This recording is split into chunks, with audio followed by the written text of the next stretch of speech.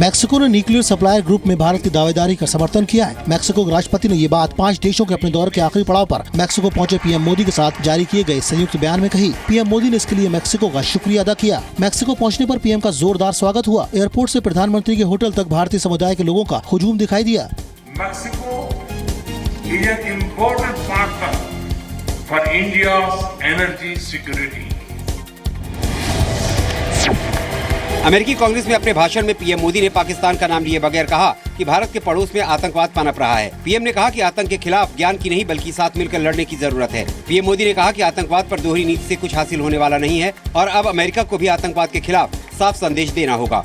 Those who believe in humanity must come together to fight for it as one and speak against this menace in one voice.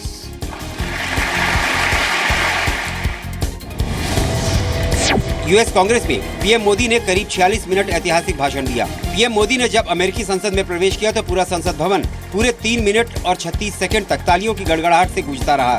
PM Modi के भाषण के दौरान अमेरिकी सांसदों ने 72 बार तालियां बजाई, 9 बार उन्हें स्टैंडिंग ओवेशन दिया, तो वहीं उन्होंने 9 बार अमेरिकी सांसदों को ठहाके लगाने पर मजबूर किया। भाषण खत्म होने के बाद अमेरिकी सांसदों ने उनके ऑटोग्राफ भी लिए। वहीं पीएम मोदी ने अमेरिकी कांग्रेस के बाहर मौजूद भारतीय मूल के लोगों से भी मुलाकात की।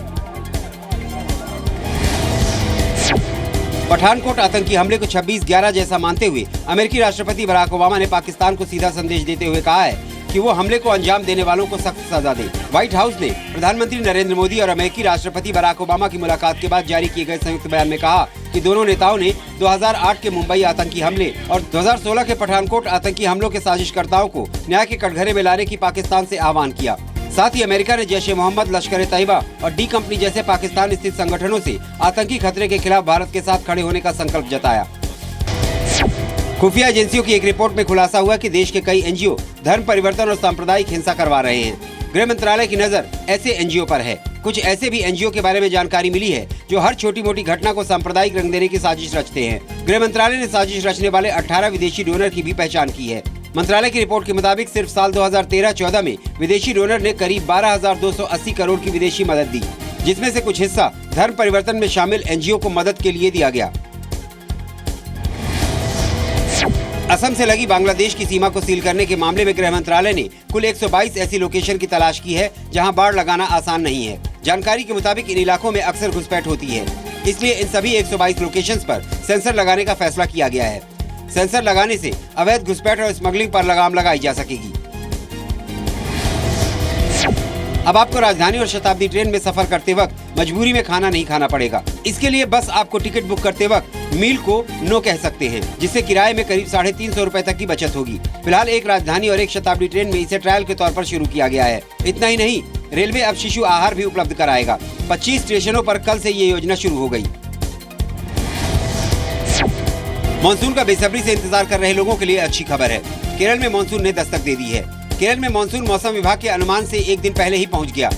केरल के साथ साथ लक्षद्वीप के कई हिस्सों में जबरदस्त बारिश हुई है। हालांकि दिल्ली में फिलहाल बारिश का कोई अनुमान नहीं है। मौसम विभाग के मुताबिक पंजाब, हरियाणा और यूपी में गर्म हवाओं से राहत जरूर मिलेगी। रूस की टेनिस स्टार मारिया शारापोवा को इंटरनेशनल टेनिस फेडरेशन ने 2 साल के लिए सस्पेंड कर दिया है। 5 ग्रैंड स्लैम खिताब जीत चुकी शारापोवा ऑस्ट्रेलियन ओपन के डोप टेस्ट में फेल हो गई थी। मेल्डोनियम के लिए हुआ उनका टेस्ट पॉजिटिव पाया गया था। बैन लगने के बाद शारापोवा का अब रियो ओलंपिक में खेलने पर सवाल खड़े हो गए हैं। शारापोवा ओलंपिक गेम्स के लिए रूस की टेनिस टीम का हिस्सा हैं। हालांकि इंटरनेशनल टेनिस फेडरेशन के मुताबिक शारापोवा बैन के खिलाफ आर्बिट्रेशन कोर्ट में अपील कर सकती हैं।